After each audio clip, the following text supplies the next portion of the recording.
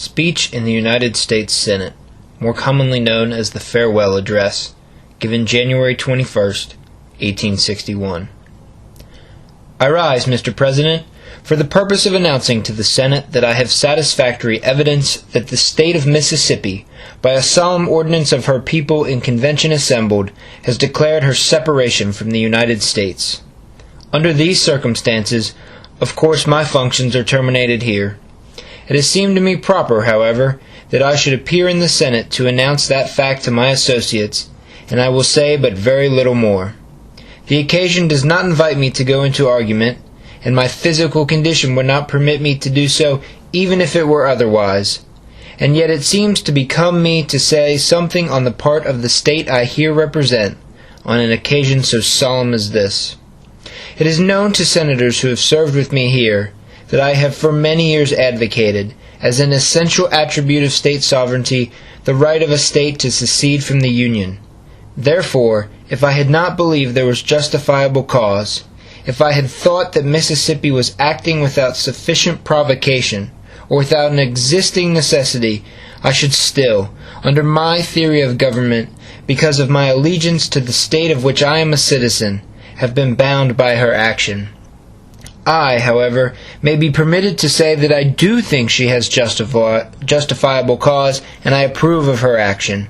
I conferred with her people before the act was taken, counseled them then that if the state of things which they apprehended should exist when the convention met, they should take the action which they have now adopted.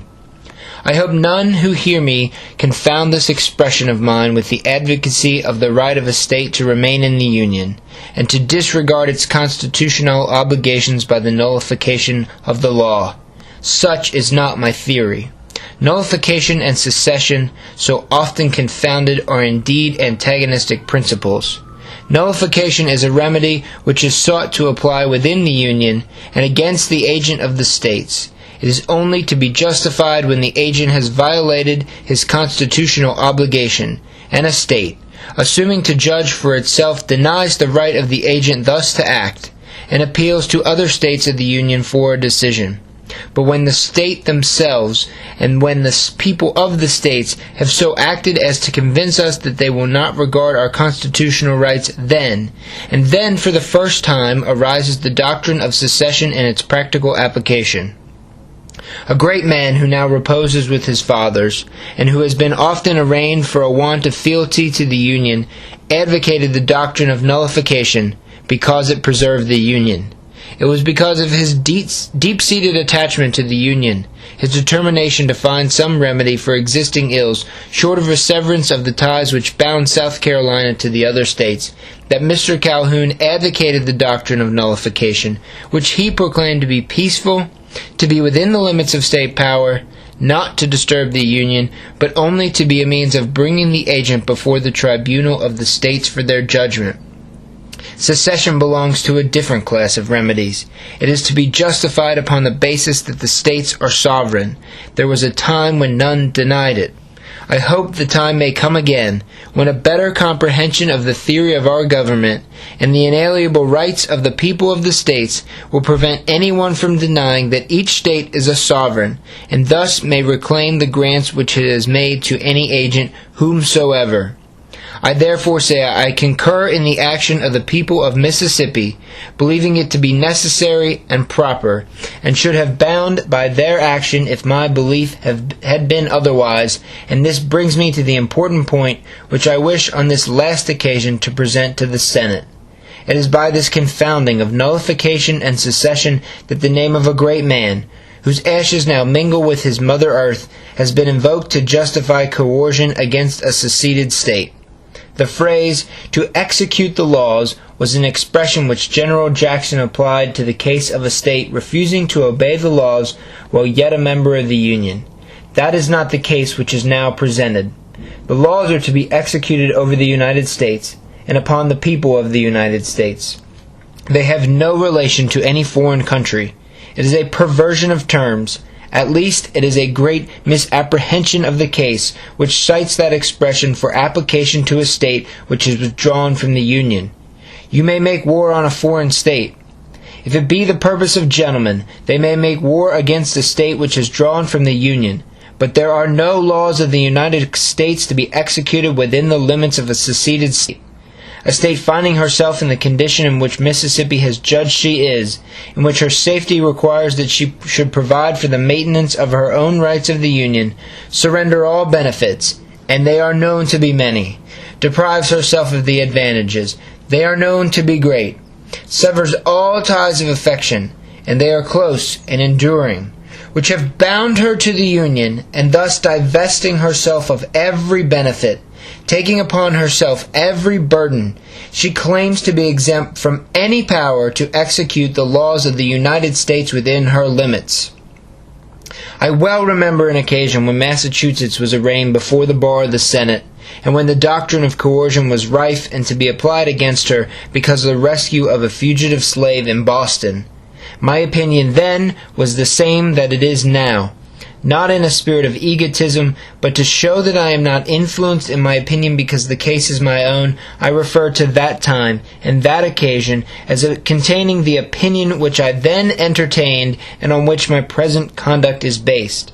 I said then, if Massachusetts, following her through a stated line of conduct, chooses to take the last step which separates her from the Union, it is her right to go, and I will neither vote $1 nor one man to coerce her back, but will say to her, Godspeed, in memory of the kind associations which once existed between her and the other states. It has been a conviction of pressing necessity. It has been a belief that we are to be deprived in the Union of the rights which our fathers bequeathed to us, which has brought Mississippi into her present decision. She has heard proclaimed the theory that all men are created free and equal, and this made the basis of an attack upon her social institutions. And the sacred Declaration of Independence has been invoked to maintain the position of the equality of the races. That Declaration of Independence is to be construed by the circumstances and purposes for which it was made. The communities were declaring their independence. The people of these communities were asserting that no man was born, to use the language of Mr. Jefferson, booted and spurred to ride over the rest of mankind, that men were created equal, meaning the men of the political community, that there was no divine right to rule, that no man inherited the right to govern, that there were no classes by which power and place descended to families, but that all stations were equally within the grasp of each member of the body politic. These were the great principles they announced. These were the purposes for which they made their declaration. These were the ends to which their enunciation was directed. They have no reference to the slave. Else, how happened it that among the items of arraignment made against George III was that he endeavored to do just what the North has been endeavoring to do of late, to stir up insurrection among the slaves? Had the Declaration announced that the Negroes were freed and equal, how was the Prince to be arraigned for stirring up insurrection among them? And how was this to be enumerated among the high crimes which caused the colonies to sever their connection with the mother country? When our Constitution was formed, the same idea was rendered more palpable, for there we find provision made for that very class of persons as property. They were not put upon the footing of equality with white men, not even upon that of paupers and convicts, but so far as representation was concerned, were discriminated against as a lower caste, only to be represented in the numerical proportion of 3/5. Then, Senators, we refer to the compact which binds us together. We recur to the principles upon which our government was founded, and when you deny them, and when you deny to us the right to withdraw from a government which has thus perverted, threatens to be destructive of our rights, but we tread in a path of our fathers when we proclaim our independence and take the hazard. This is not done in hostility to others, not to injure any section of the country, not even for our own pecuniary benefit, but from the high and solemn motive of defending and protecting the rights we inherited, and which it is our sacred duty to transmit unshorn to our children. I find in myself, perhaps, a type of feeling of my constituents towards yours. I am sure I feel no hostility to you, Senators from the North. I am sure there is not one of you, whatever sharp discussion there may have been between us, to whom I cannot say now, in the presence of my God, I wish you well. And such, I am sure, is the feeling of the people whom I represent towards those whom you represent. And I therefore feel that I but express their desire when I say I hope, and they hope, for peaceful relations with you, though we must part. They may be mutually beneficial to us in the future, as they have been in the past, if you so will it.